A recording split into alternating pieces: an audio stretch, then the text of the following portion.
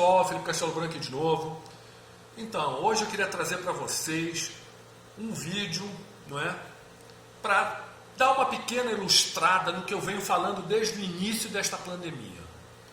Aqueles que me seguem aqui no canal, não é, desde pelo menos o início de 2020, aliás, meados de 2020, março, por aí, quando começou de fato, não é, essa narrativa insana, não é, vão perceber que eu sempre falei, gente, isso daí é um bicho, esse bicho chinês está sendo instrumentalizado, ele está sendo manipulado, não é?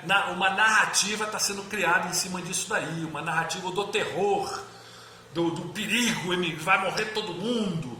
Vocês se lembram daqueles vídeos que chegavam da China de pessoas desmaiando no meio da rua, caindo no meio da rua, aquelas cenas patéticas, super fakes, né? De repente desapareceram, né? Ninguém mais comentou sobre aquilo, né? Parecia mais cenas de um filme de ficção científica e nunca mais se falou nada, não é? Então, já estavam fazendo a propaganda do terror.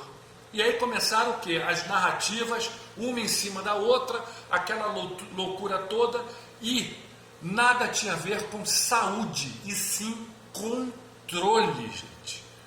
Eles queriam começar a introduzir, não é, mecanismos de restrição à nossa liberdade, começar a nos acostumar, não é, a ficar em casa, a ter as nossas liberdades, vamos dizer, cerceadas. Rasgaram a Constituição nossa, não só aqui como em todos os países, não é? O direito de ir e vir, nenhum tipo de emergência sanitária se sobrepõe aos direitos nossos contidos na Constituição. Isso não existe, gente. Não é? Só que essa narrativa do terror fez o quê? Dobrou a população, né? Fez com que ela aceitasse todas essas loucuras sem contestar nada, não é? Ou seja, uma insanidade. Lockdown, gente, toque de recolher, isso não existe. Isso é totalmente ilegal, inconstitucional, não é? Esses prefeitos, governadores aí fazendo loucuras, não é? Tomando atitudes insanas que nada tem a ver com a saúde, até porque essa patota nunca ligou para a nossa saúde. Quem que não se lembra, uns anos atrás, durante aqueles governos ultra corruptos, não é? Vocês sabem muito bem de quem eu falo, não é? Imagens na mídia, fartas imagens, não é? De pessoas, não é? Lotando os hospitais, deitadas pelos corredores, um atendimento super precário, e ninguém fez lockdown nenhum, ninguém chamou de emergência nenhuma, ninguém deu bola, não é? Não é isso? Já durante esta pandemia, hospitais de campo foram construídos a toque de caixa, milhões, bilhões foram gastos para nada, para nada. A corrupção mamou tudo, porque com o presidente Bolsonaro, não é? Esse rebutalho político aí que vem se aproveitando da boa-fé de todos nós, né? Aproveitaram para fazer a mala, porque não estavam conseguindo fazer esquemas, né? Não estavam conseguindo arrumar uma boquinha. Então, de maneira criminosa, esse pessoal aproveitou o medo instaurado na população, insuflado por essas narrativas loucas, não é? Para o quê? Para deitar e rolar. Para deitar e rolar. Inúmeros casos de corrupção aí pelo país inteiro, aquelas compras de ventiladores, dos respiradores, né? Ultrafaturados, compras de respiradores que nunca chegaram, então chegaram com defeitos, incompletos, ou seja, um show de horrores, né? E aí? Ficou por isso mesmo, né? Ninguém falou nada. A gente está assistindo nesses últimos dias essa CPI circense, ridícula, que estão tentando incriminar de alguma maneira o presidente da República e não consegue porque não tem o que fazer. A culpa é dos governadores ou dos prefeitos, que inclusive de maneira criminosa receberam autorização dessa Suprema Corte também de palhaços, fantoches globalistas para utilizar, para fazer a administração todinha dessa pandemia da maneira como bem entendesse. Ou seja, corrupção comeu solta, né? Quem que não viu há uns dias atrás, não é, a informação que o presidente da República soltou dos valores que foram repassados para os estados, ou seja, verba do governo federal que foi para os estados justamente para que fizesse alguma coisa contra essa pandemia, né? Bilhões, gente, bilhões. Aqui no estado que eu moro, não é, Mato Grosso do Sul, 11 bilhões de reais, gente. O que fizeram? Absolutamente nada. Com 11 bilhões de reais você podia reformar todos os hospitais aqui do estado, construir novas estruturas, equipamentos, nada, não aconteceu absolutamente nada. Isso é criminoso, gente, criminoso. Então meu intuito aqui, rapidamente, né, porque senão vai ficar muito longo o vídeo, eu vou colocar aqui, recortei alguns pedaços, não é, desse programa com um excelente jornalista, Luiz Lacombe, né, onde ele convidou 2 médicos, o Dr. Paulo Borges, eu acho, Paulo Porto, Dr. Paulo Porto, e uma infectologista, que é a doutora Roberta, eu acho que é, deixa eu ver, a doutora Roberta Lacerda, excelente, uma águia, a médica, justamente para explicar para a população, do ponto de vista médico, que é o que nos interessa, não é? Desmistificar essa narrativa mentirosa da demonização dos remédios do protocolo precoce, vermectina, hidroxicloroquina e tudo mais. E a gente vai ver, eu quero justamente mostrar para vocês, né, ilustrar que isso aqui é um exercício singelo, só para mostrar para vocês, gente, olha como a mídia instrumentaliza, olha como eles tentam enfiar goela abaixo uma determinada narrativa, não é? E não querem nem saber, não é? O que o médico especialista está falando. Eles querem impor aquela narrativa mentirosa de qualquer jeito.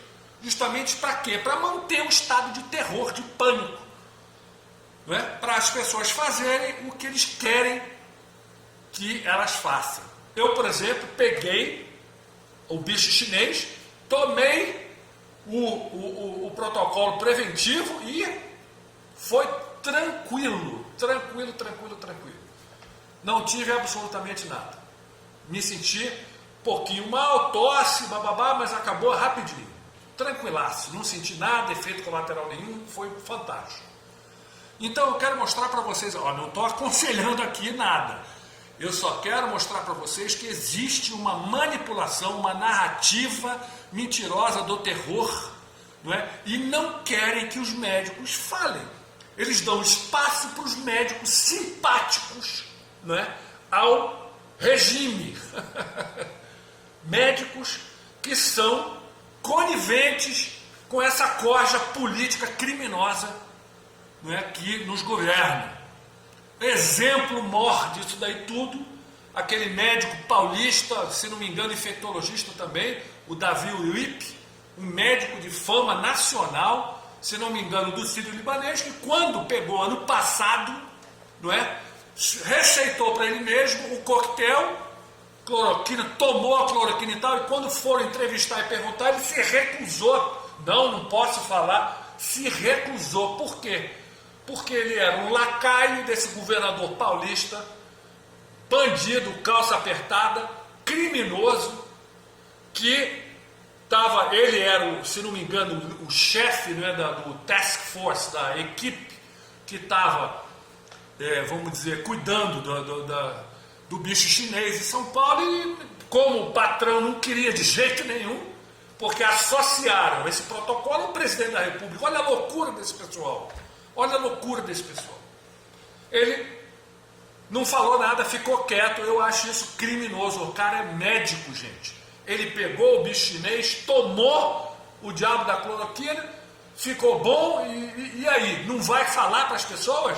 É impressionante. Isso aí para mim é um exemplo maior, não é? De um médico simpático, conivente com o regime, que está falando o que, não é, os políticos querem. Ele está aí ecoando essa narrativa criminosa.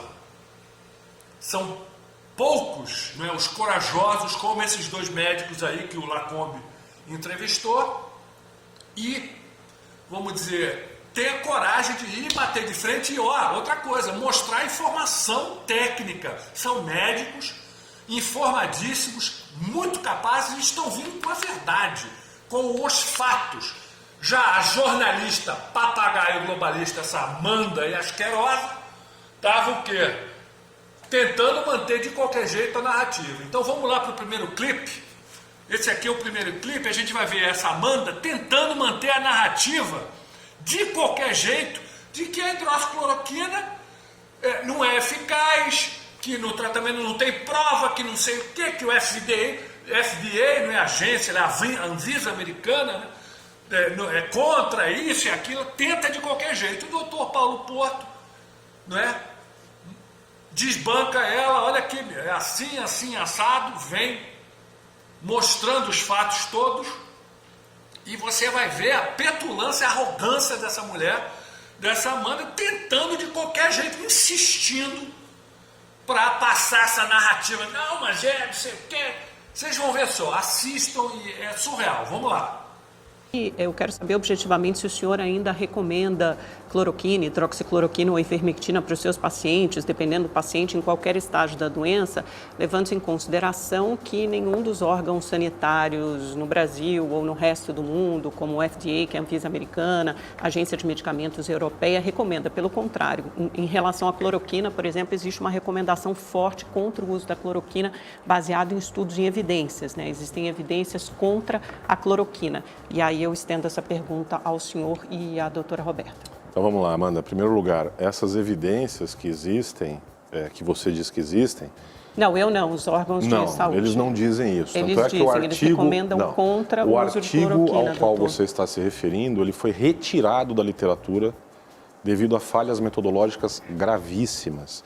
Não, eu olhei hoje o site, doutor, eu quero enfatizar, acabei de olhar o site do FDA antes de entrar aqui. Metodológicas será a usagem de hidroxicloroquina numa dose 10 vezes superior à dose considerada segura. Doutor, eu entrei hoje no site do FDA para ver o protocolo Amanda, contra a Covid. Só, não, eu só estou citando o que está escrito no site da maior agência de vigilância sanitária do mundo. Mas isso não corresponde à verdade.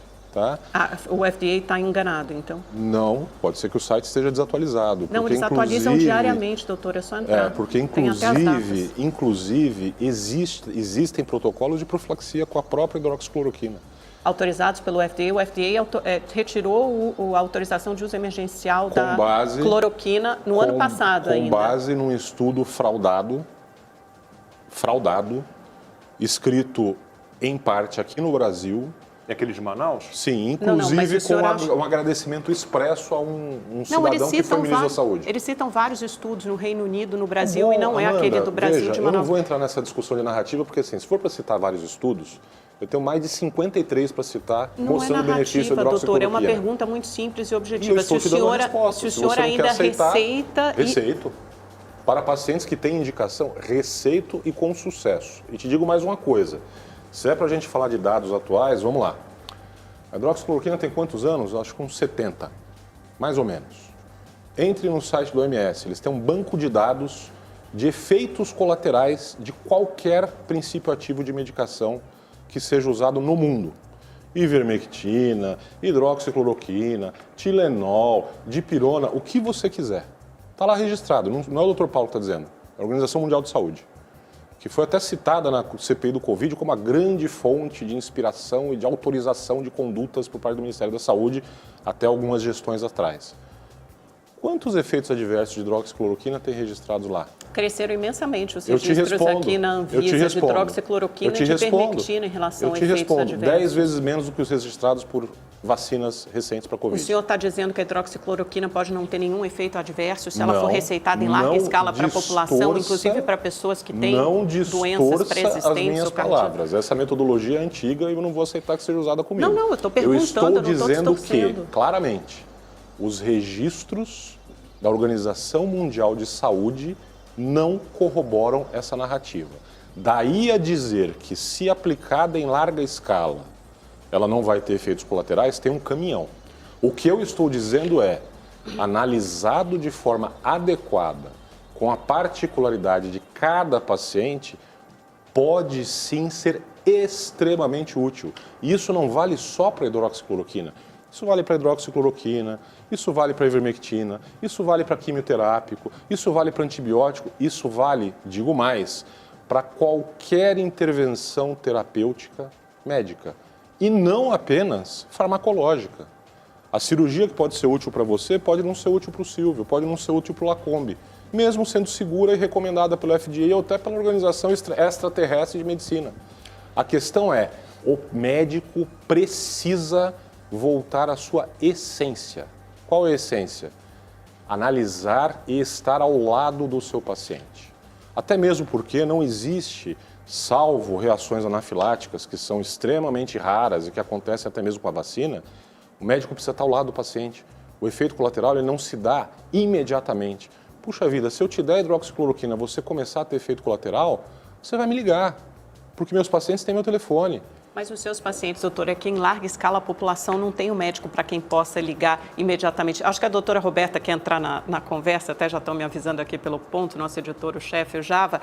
A doutora Roberta responder também, já que o doutor Paulo citou a OMS, também tem da Organização Mundial da Saúde uma recomendação recente, agora de março, que recomenda fortemente contra o uso de hidroxicloroquina e cloroquina em qualquer estágio do tratamento da Covid-19. Então, eu queria que a doutora Roberta pudesse se pronunciar também. Impressionante, né, pessoal? Olha só como fica tudo muito claro, muito óbvio, né? Jornalista, papagaio globalista tentando de qualquer jeito impor a narrativa dela, manter a narrativa dela em pé, e o Dr. Paulo desconstruindo tudo. Nesse clipe agora, a doutora Roberta Lacerda, né? Doutora Roberta Lacerda, deixa eu conferir. A infectologista, a doutora Roberta Lacerda, ela vai estar esclarecendo aqui, dando mais informações, explicando, detalhando aquele estudo, lembram? Aquele estudo fraudado, né, que mostrava que a hidroxicloroquina causava arritmia cardíaca, tinha problema cardíaco, não sei o quê, que inclusive saiu em 2 jornais, se não me engano, um no Lancet e eu acho que o New England Journal of Medicine, não é? Saíram nessas revistas especializadas, esse estudo fraudado, inclusive feito aqui no Brasil, em Manaus, se eu não me engano, ela vai explicar aí, no clipezinho, ela detalha exatamente como que eles fizeram para justamente mostrar, demonizar esse remédio, nesse medicamento. Para quê? Para manter um estado de terror, de medo. Gente, não tem cura, não tem tratamento, não tem nada, meu Deus do céu. Para justamente justificar, não é, todas essas atitudes absurdas de lockdown, de fechar comércio, de derrubar a economia, que também é um dos objetivos, é justamente esse, implodir a economia para inúmeras razões, mas depois a gente fala isso em outro vídeo, mas fica bem óbvio, não é? Ela explica de maneira assim, acessível, fácil, qualquer um pode entender, e vê a instrumentalização, vê toda a sacanagem. É impressionante isso daí. Tá certo? Olha aqui o vídeo agora da doutora Roberta explicando essa situação. Doutora Roberta, nos ouviu? Eu estou ouvindo, pessoal. Não sei se vocês estão me vendo. Sim, estamos. Com relação a essa determinação da OMS, nós temos diversas críticas com relação a essa análise, dessa meta-análise que foi feita. Pode continuar. Quais são? Com relação aos estudos, foram analisados tanto estudos em pacientes internados quanto pacientes em uso ambulatorial. Daí se começa o erro metodológico principal. Para você fazer uma meta-análise digna de nota, você deve ter estudos homogêneos. Então, nesse ponto, ela falhou sim. A análise dela e do Cochrane, ela privilegiou artigos que versavam com doses tóxicas de hidroxicloroquina, como o clássico estudo da Fiocruz de Manaus, né, que utilizava aí 12 gramas de cloroquina, o sal mais antigo, que sabidamente é mais tóxico, a gente chama janela terapêutica, que é a distância entre você usar uma dose terapêutica e ter uma lesão, né? No caso, foi visto arritmia e mortalidade em 40% dos idosos internados em UTI. Claro, idosos com outras comorbidades, muitos deles cardiopatas, e que, lembremos, o COVID na fase inflamatória de pacientes internados em UTI apresentam muito frequentemente distúrbios de desautonomia, que é sistema de condução elétrico do coração, levando a arritmias pela miocardite viral. Então, nesse estudo da Fiocruz de Manaus, em que foram utilizados 12 gramas, né, de doses tóxicas, tanto essa revisão da Nature, que foi muito, né, incensada aí pela mídia, como também essa revisão falha da Cochrane, que é realmente a casa-mãe da medicina baseada em evidências, torna clara para a gente essa questão de como os artigos científicos, eles podem, a exemplo de todo e qualquer produto de marketing, ter visões e conclusões deturpadas. Vou dar apenas um exemplo. Um dos artigos que foram bastante destacados dessa meta-análise da OMS é de Bower. Esse americano utilizou pacientes internados, aliás, pacientes ambulatoriais, e disse, na sua conclusão, que a hidroxicloroquina não era eficaz para evitar a infecção de COVID, principalmente em profissionais de saúde e também em pessoas que compartilham residência, né, contatos intradomiciliares de pacientes positivos. Mas um dos erros metodológicos desse artigo é que apenas 30% desses pacientes tinham RT-PCR com exames biomoleculares confirmando que era COVID. Ou seja, muitos dos pacientes que ele disse não ter se infectado ou não pelo uso da hidroxicloroquina poderiam ter infecção por adenovírus, vírus sincicial respiratório, para influenza A e B e também o H1N1, que é o influenza mais conhecido pela população. Então, são tantos erros metodológicos que quem conhece, lê um artigo e sabe o que é número necessário para tratar, que sabe ler uma curva Kaplan-Meier para mortalidade ou desfecho primário e secundário, que sabe o que é viés de seleção, colocando apenas pacientes idosos, graves, em fase final de doença e com doses cardiotóxicas, porque não se iludam. Quando a gente quer que um medicamento seja proposto, a primeira ideia é considerar que ele não cause maleficência. Garantir a segurança é o primeiro ponto de qualquer intervenção em saúde. A segunda é a eficácia. Então, os estudos que foram iniciados pelo Solidarity e Recovery pela OMS versaram principalmente em pacientes internados. Então, essa visão não pode ser extrapolada para os estudos que surgiram a partir de agosto e setembro com pacientes ambulatoriais, que verdadeiramente mostraram eficácia tanto na redução da carga viral, do número de dias de sintomas e principalmente redução da mortalidade. Isso é tão grave, Amanda, e colegas, né, Rodrigo, Lacombe, Silvio, Dr. Paulo, que durante o período de aproximadamente, se não me falha a memória, 6 de junho, um grande jornal bicentenário, Lancet e New England, inicialmente publicados em 1821, lançaram simplesmente um artigo versando sobre doses de hidroxicloroquina que seriam tóxicas para os pacientes internados. Um banco de dados dito de 96 mil pacientes ao longo de todo o mundo, aparentemente mostrava que esses pacientes apresentavam lesão arritmogênica.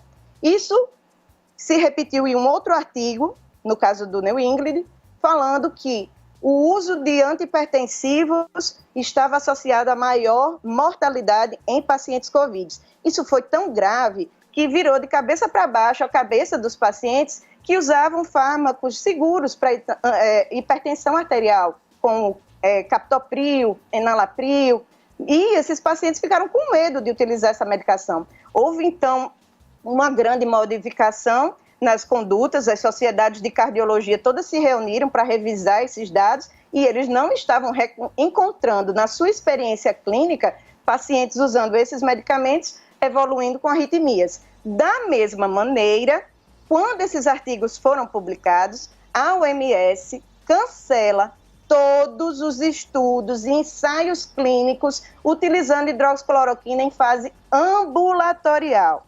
O que é que causou isso como consequência? Bélgica, Genebra na Suíça, países que estavam fazendo uso de hidroxicloroquina, como muitos outros, porque estavam se testando vários medicamentos, pararam de utilizar nos pacientes internados. E recentemente, agora em setembro, foi publicado um artigo mostrando retrospectivamente mais de 1.000 pacientes que estavam internados e foram analisar quais foram os fatores que levariam à maior causa de mortalidade nos pacientes internados. Pasmem, os principais fatores relacionados à mortalidade desses pacientes em UTI na Bélgica foram diálise, uso de ventilação mecânica e não ter utilizado hidroxicloroquina. Eu vou repetir, não ter utilizado hidroxicloroquina, porque lá a gente tem uma relação chamada odds ratio, risco relativo. Se eu tenho uma relação de benefício, essa relação de benefício é mostrada dentro dos estudos. E quando analisaram, os pacientes que utilizaram mais tempo hidroxicloroquina internado tiveram um desfecho mais favorável e sobreviveram. O estudo de Manaus foi tão antiético que deveria estar sendo investigado na nossa CPI da Covid, porque, de fato, como a Amanda bem colocou, entre remédio e veneno existe dose. Em nenhum lugar do mundo se utilizou 5 doses maiores do que é estabelecida na literatura. Nós temos uma proposição na abordagem precoce de utilizar 3 gramas com acompanhamento e principalmente eletrocardiograma naqueles que possam ter algum alto risco. Mas eu gostaria de dizer, Amanda, que esse nosso dado pode ser corroborado facilmente por um guideline da European Society of Cardiology, que foi publicado ano passado, em agosto, e que fez uma revisão de mais de 7.000 pacientes em uso de hidroxicloroquina e azitromicina, e que não foi verificado que nas doses que nós nos propomos a utilizar, foi visto qualquer risco de arritmia nesses pacientes. Então, eu costumo dizer que nessa pandemia, a gente está tendo realmente uma infodemia e o que a gente chama de evidência de conveniência.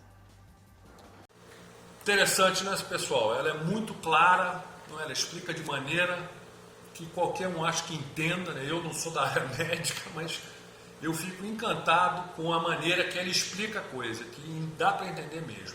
Nesse outro clipe, de novo, com a doutora Roberta, eu separei ele porque ela fala o quê? Gente, já estamos há 13 meses, não é? Desta pandemia, já temos uma certa experiência.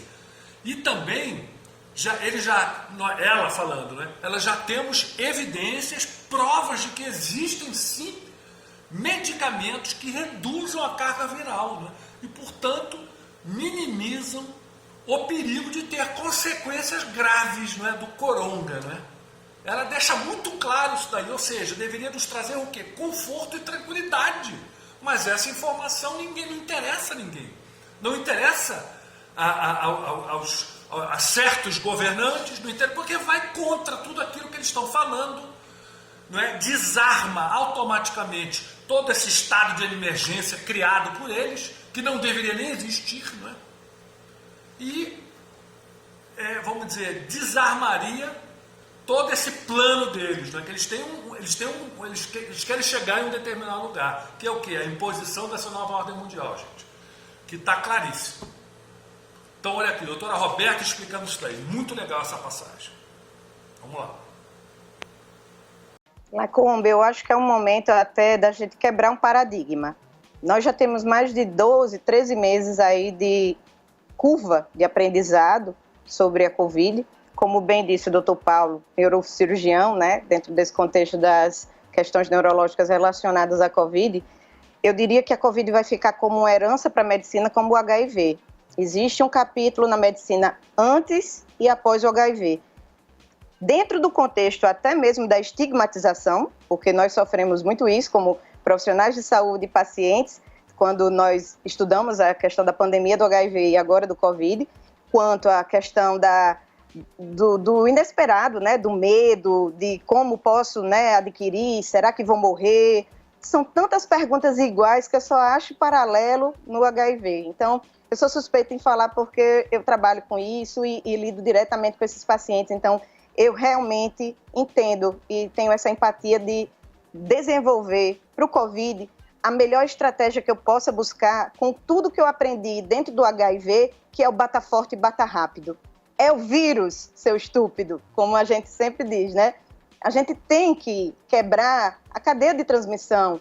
Se é uma doença infecciosa, eu tenho que negativar a carga viral. E eu já tenho diversos estudos com vários fármacos, sejam eles com ou sem patente, que reduzem carga viral. Isso já está provado desde o ano passado com o estudo do MCTIC para nitazoxanida, agora com esse novo que vai ser proposto agora com a nitazoxanida, também em formulação uma vez ao dia, reduzindo a carga viral. Um recente estudo agora do Dr. Eli Schwartz, na Universidade de Tel Aviv, em Israel, ainda vai ser publicado, dados preliminares em pacientes, num ensaio clínico randomizado, controlado, mostrando que a ivermectina reduziu a carga viral e possivelmente pode vir até a reduzir o tempo de isolamento desses pacientes, porque em 6 dias, quem utilizou uma dose de pós-exposição de 3 dias de ivermectina conseguiu negativar a carga viral com melhora dos sintomas no 6º dia, em comparação com o grupo placebo. Claro que o estudo de 96 pacientes tem que ser ampliado para a gente estudar com uma parcela muito maior de pacientes, e isso é a proposição do estudo que está acontecendo na Oxford e na Liverpool University, chefiado pelo Dr. Arthur Hill, um dos parceiros nas meta-análises, analisando esses fármacos reposicionados. Então, pessoal, esse aqui é o 4º clipe que eu vou colocar. Impressionante, né? A doutora Roberta, ela é cirúrgica, né? Ela, pum, vai lá e explica direitinho, bem claro. Impressionante, né?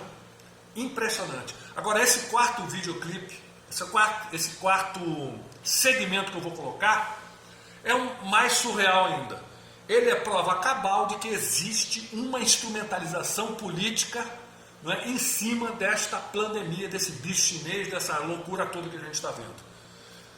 Um decreto que foi, vamos dizer, publicado aí pelo governo de São Paulo, proibindo o utilizo de certos medicamentos no bicho chinês, para combater o bicho chinês. E, estranhamente, estranha coincidência, hidroxicloroquina, ivermectina, essa coisa toda. Né? Ou seja, é simplesmente surreal isso daí.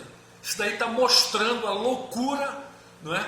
Não é loucura, existe um método por trás dessa loucura, hein, pessoal? Existe um método. Esse pessoal é simplesmente criminoso, porque quem receita, quem prescreve medicamento é o médico que prescreve. É ele que é soberano, ele é que é o técnico. Por que um governo vai emitir um decreto desse e especificando, não pode usar esse aqui? Exatamente os medicamentos que a gente está vendo aí pelos relatos da doutora Roberta, de que tem eficácia comprovada, né? Apesar, né, da gritaria dessa mídia vendida, dessa mídia papagaio globalista, como o exemplo que essa Amanda tenta gritar, tenta manter a narrativa dela, mas os fatos, mais o conhecimento técnico que vem dos médicos, da classe médica, está aí mostrando que não é nada disso, que a verdade não é essa, que não deveria haver nenhum tipo de pânico, né? E essa ingerência política em cima disso daí é surreal. Está aí, gente, a instrumentalização política, o que falamos desde o começo. Está aqui um exemplo fantástico. Vamos assistir. eu preciso fazer aqui um comentário, a gente vai falar sobre 2 casos específicos. A gente teve, por exemplo, a Prefeitura de Curitiba, que por decreto lá, né, doutor Paulo, baixou uma proibição para o tratamento precoce, tratamento para a Covid.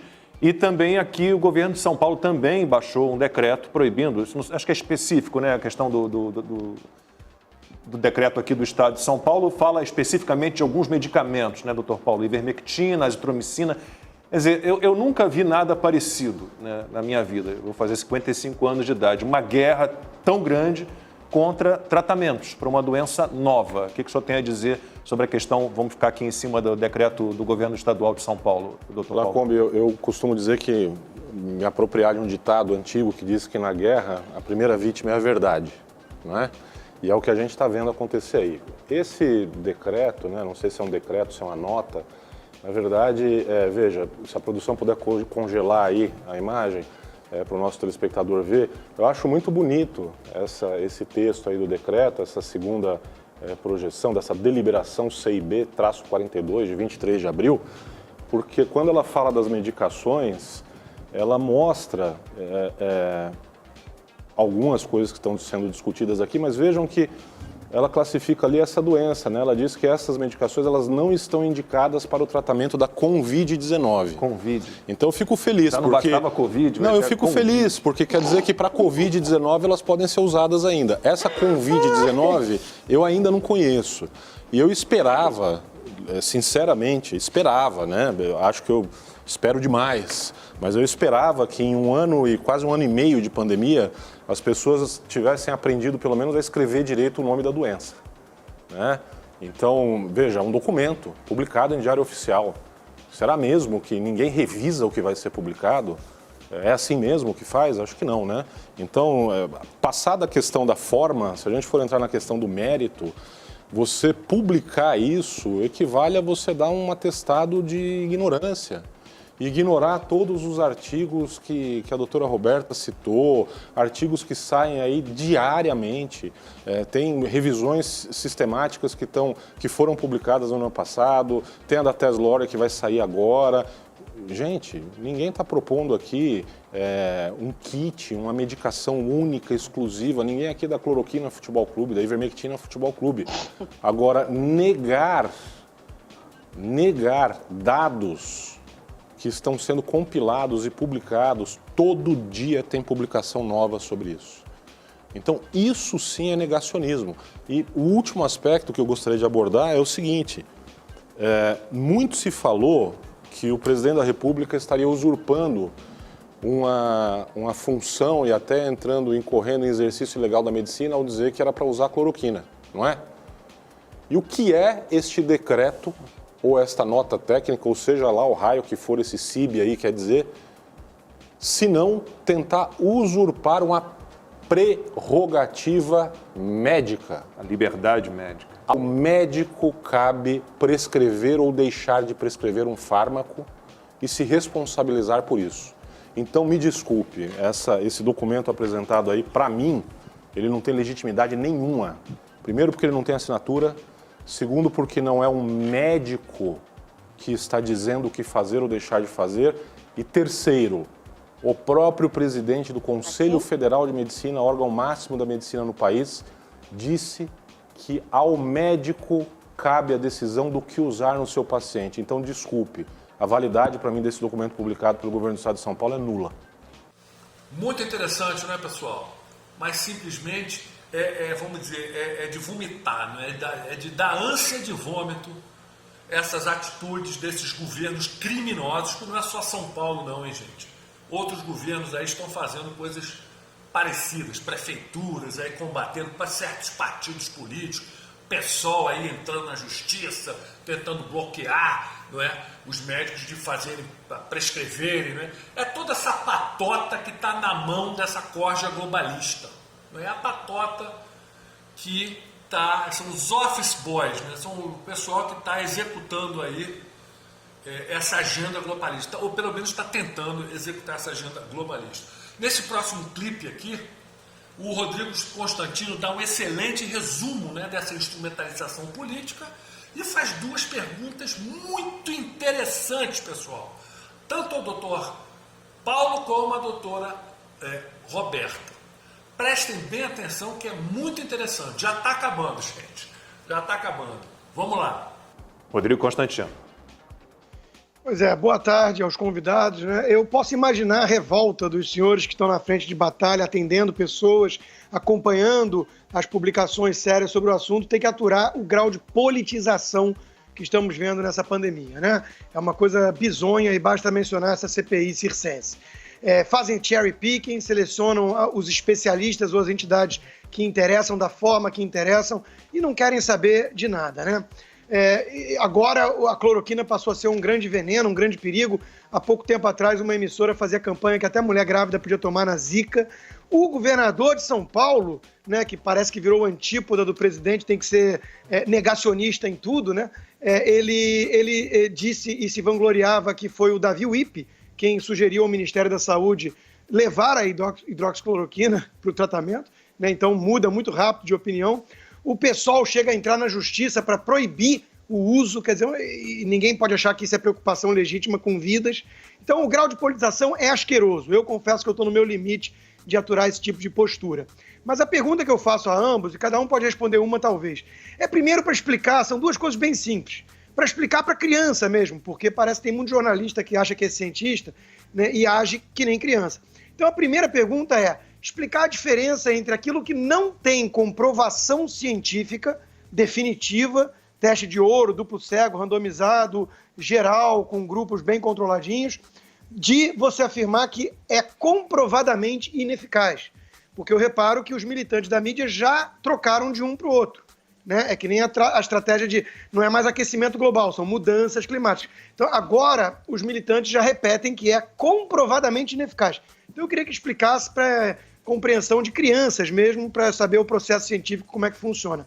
E a segunda é uma outra afirmação muito rotineira de que o mundo inteiro rejeita. É só o Brasil, é só o Bolsonaro que fala desse tal de tratamento precoce. Eu queria que vocês rebatessem também essa outra acusação.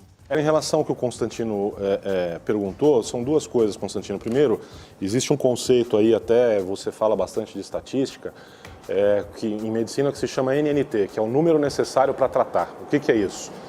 A partir de quantos pacientes tratados com determinada droga, eu consigo salvar alguém que, se não estivesse tomando aquela droga, morreria. Ok? Muito bem. O NNT, vamos aí usar drogas já no consenso aí de tratamento cardiológico, como aspirina, como as estatinas, ele está ao redor de 100. Um pouco acima, um pouco abaixo, ou seja, é necessário eu tratar com estatinas ou com aspirina quase 100 pacientes para salvar um que não seria salvo caso não estivesse usando essas drogas. Sabe qual é a NNT da ivermectina, por exemplo? 7. Isso mesmo, 7. Ou seja, a cada 7 pacientes que eu trato com ivermectina, eu salvo um que, se não tivesse tomando ivermectina, não seria salvo. Isso é cálculo, é estatístico. Número não tem partido, não mente. Então, como é que eu aceito usar uma droga como aspirina ou estatina, que tem um NNT próximo de 100 e todo mundo fala que é uma maravilha, e para essas outras drogas eu não posso, não, porque é comprovadamente ineficaz. Comprovadamente com base no quê? Tá? Segundo, qual é a alternativa? Aonde está comprovado na literatura que mandar para casa com dipirona e voltar para o hospital com falta de ar é benéfico para o paciente? Cadê a comprovação científica disso? Onde é que está? Eu não vi publicado. Doutora Roberta, por favor, me esclareça. Só à luz dos conhecimentos mais recentes sobre as revisões da ivermectina, eu não sei se está compartilhado tela com o que eu gostaria de apresentar aqui para vocês, que foi a nossa última discussão do simpósio internacional. E eu gostaria de mostrar apenas para vocês essa questão de, primeiro, que o Rodrigo nos perguntou, só o Brasil usa? Por quê? É estranho, né? Se a gente está discutindo que houve agora, dia 24 e 25 de abril, um fórum internacional onde pesquisadores e cientistas do Brasil, da Argentina, Dr. Héctor Carvalho, desde março, fazendo pesquisa com ivermectina, dexametasona, protocolo IDEA, IVCAR, e nos Estados Unidos, o grupo do Dr. Paul Marik e do Dr. Pierre Corey, que tem somente no seu currículo o principal benefício, digamos, científico, de que, a partir dos estudos deles e das discussões do Congresso americano, o grupo deles do Frontline COVID Critical Care Alliance, não sei se vocês se lembram, mas em novembro do ano passado, repercutiu e viralizou imagem de médicos em frente ao Congresso americano, em que uma médica afrodescendente falava em alto e bom som, em plenos pulmões: eu estou tratando pacientes, eles estão melhorando, nós temos uma droga segura, capaz e custo-efetiva. Pois bem, é verdade esse bilhete. Graças a essas inserções na mídia, nas redes sociais, e a despeito da censura do Facebook, cujo próprio Council of Board teve que reformular todas as suas políticas de questão de restrição de censura e condenou o Mark Zuckerberg a modificar essas suas políticas, porque ele censurou diversos posts de artigos que mostravam, como eu acabei de comentar, a eficácia da hidroxicloroquina. O NIH, em 14 de janeiro de 2021, modificou o seu painel de recomendações para a ivermectina, no sentido de que ela não é nem contra, nem a favor a sua prescrição, no sentido de que não há estudos que corroborem nem refutem o uso dela. Mas o grande benefício é que esse novo statement do painel de recomendação garantiu aos médicos o uso off-label, sem ter que estar necessariamente atrelado a ensaios clínicos. É sabido que a ivermectina lá nos Estados Unidos, ela é muito mais vendida em termos de lojas veterinárias do que propriamente para uso comercial, porque, diferentemente do Brasil, eles têm um controle maior da qualidade da água, do saneamento, e não sofrem com parasitoses intestinais, como aqui nós temos e graçam, né? Com relação a isso, tanto que o FDA lançou uma nota alertando para que as pessoas não fizessem uso da ivermectina veterinária. E aqui no Brasil, essa notícia foi viralizada e deturpada, repercutindo como se a ivermectina fosse, de alguma forma, não segura ou eficaz. Eu gostaria de lembrar a todos aqui que essa droga foi um prêmio Nobel de Medicina em 2015 pelos seus grandes feitos na nossa medicina, no sentido de ter dizimado, de ter retirado, de ter controlado diversas doenças negligenciadas, como a filariose, oncocercose, cegueira dos rios, em que na África milhares de pessoas não tinham qualidade de vida e desnutrição. Então, mais de 3,4 bilhões de doses em 200 países, 5 continentes, com apenas um relato na literatura de hepatite medicamentosa numa paciente de Camarões que estava morando lá na Suíça e teve uma co-infecção e numa dose única apresentou associado a 28 dias de albendazol uma hepatite. Basta checar no LiverTox, que é um dos maiores repositórios de toxicidade, que ela não tem essa proposição. Então, ela já é utilizada para COVID de forma off-label nos Estados Unidos. E tão somente entre novembro e dezembro de 2020, ela teve um aumento na sua prescrição em 550%. Estão lá nos dados da liberação desse medicamento comercialmente. E não houve, proporcionalmente, um aumento no número de óbitos relacionados ao uso da ivermectina. Qualquer um pode acessar um site chamado Vigiaccess, onde, inclusive é da OMS, você pode colocar drogas utilizadas para COVID e lá ele vai listar ivermectina, remdesivir, inclusive vacinas para COVID, para ser mais breve em todo esse período. Desde que ela foi liberada para uso humano, em larga escala e tratamento em massa, no Brasil, na África, na Oceania, esses países, até hoje, e principalmente relacionado ao uso da COVID, só houve relato de morte em 16 pacientes no mundo inteiro. Interessante, né, pessoal? Por isso que a gente sempre diz, vamos buscar conhecimento, vamos atrás da informação, vamos atrás dos fatos, né? Não narrativas. 2 médicos de primeira linha explicando, esclarecendo a coisa toda. Agora, nesse penúltimo clipe, rapidinho esse clipe, o Lacombe faz uma pergunta interessante sobre esse suposto efeito tóxico da ivermectina, que ataca o fígado, não sei o quê, papapá. Eles esclarecem, tanto o Dr. Paulo quanto a doutora Roberta. Muito interessante. Está terminando já, esse aqui é o penúltimo clipe, pessoal. Vamos ouvir lá, que é muito interessante, curtinho.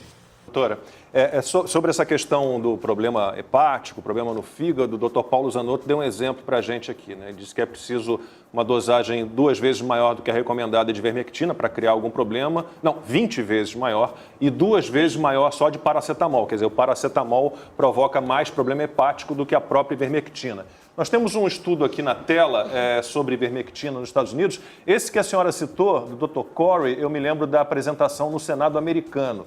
Ele falava em 400 médicos que tomaram ivermectina, estavam ali atuando, tratando pacientes de Covid, 400 não tomaram. Né? Entre os que não tomaram, eu guardei o número, 238 tiveram a Covid. Entre os que tomaram, dos 400 que tomaram, nenhum teve. Né? Então, a gente tem realmente indicações, doutor Paulo, de que a ivermectina, e falando especificamente da ivermectina, ela pode ser usada. Sim, na verdade, esse estudo do Corey, ele foi referendado e foi reproduzido. Como eu falo, a reprodutibilidade é muito importante. Existem artigos indianos, artigos, enfim, no mundo inteiro, e existem também experiências clínicas, né? Assim, a Roberta deve ter experiência dela, eu tenho minha experiência aqui, de pessoas que fazem uso do que a gente chama de protocolo de pré-exposição, não apenas com a ivermectina, mas existem outras possibilidades de uso, né? Como eu disse no começo, a gente não tem uma receita de bolo, não é a mesma coisa para todo mundo, mas que reduzem sim o risco de possibilidade de contágio em pessoas que estão altamente expostas, como a doutora Roberta, que está ali de scrub, trabalhando num hospital que é um repositório de Covid, que pacientes altamente contaminados com carga viral alta estão lá. Não é? Mas essas drogas, elas evitam, dá 100% de certeza que você não vai pegar a doença? Não, não existe droga, intervenção terapêutica, cirúrgica, epidemiológica em medicina que dê 100% de certeza. A gente fala que na medicina a única certeza, 100% que a gente tem é que um dia a gente vai morrer. Porque de resto, nenhuma medicação vai lhe dar 100% de certeza. Interessante, né, pessoal? Então tá aí. Os fatos, né, sobre essas medicações que têm um efeito sim positivo, né, que podem nos ajudar, né, que são tratamentos válidos, apesar, né, de serem tão assim caluniados aí pela grande mídia, por essa mídia globalista, totalmente cooptada por essas forças globalistas, né? O exemplo aí, essa coitada aí dessa Amanda, papagaiozinho globalista, tentando, não é, impor essa narrativa do medo, mas foi totalmente desarmada pelos competentes médicos, não é? Espero aí, meu intuito aqui é só trazer mais elementos para vocês ouvirem, escutarem, são médicos aí famosos, conhecidos, não é? Com conhecimento prático do utilizo desses medicamentos, ou seja, sabem o que estão falando. Gente, é aquele negócio, não existe razão para ter esse pânico todo, essa loucura toda. Isso tudo foi construído, instrumentalizado politicamente, como eu falo, desde o começo. Tá? Mais de um ano já se passaram, tá aí.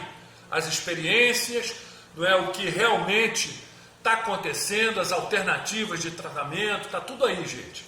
É muito interessante mesmo. Eu fiquei muito impressionado com esse programa, por isso que eu fiz questão de compartilhar aqui com vocês. Espero de ter ajudado. E eu vou fechar aqui essa série com um recado que a doutora Roberta Lacerda, infectologista, doutora Roberta Lacerda, deixou aqui para os jornalistas, para a mídia, imprensa, para os políticos. Deixem-nos em paz. Para com essa instrumentalização, com essa loucura toda. Deixa a gente fazer o nosso trabalho. Isso nunca aconteceu. Tenho certeza que nenhum de vocês nunca viu, não é? Uma interferência política, não é, na medicina. Não, falando o que o médico pode usar, não pode usar, pode falar, não pode falar. Não é? Essa grande mídia aí censurando essas plataformas, vamos dizer, de mídias sociais, não é? Facebook, Twitter, todas eles censurando, não é? Deixando passar só o que interessa ao sistema. O jogo está óbvio, gente. O jogo está escancarado. É o momento da gente buscar conhecimento, procurar entender o que está acontecendo, não ser refém dessa narrativa do terror, gente. Não ser, porque são nossas vidas, nossa saúde, saúde de nossas famílias. Tá certo? Então, vamos fechar aí com a doutora Roberta Lacerda dando esse recadinho aí para políticos e imprensa. Falou, pessoal. Até a próxima. Um abraço a todos. Olha, eu só queria deixar uma colocação com relação ao que a Amanda comentou sobre essa questão da pergunta, né, do que a gente acha, baseado no que o político X e Y. Deixem os médicos em paz. Por favor, imprensa, políticos, deixem o nosso carimbo em paz. A relação médico-paciente, ela é sagrada. E a gente sabe o que tem que fazer.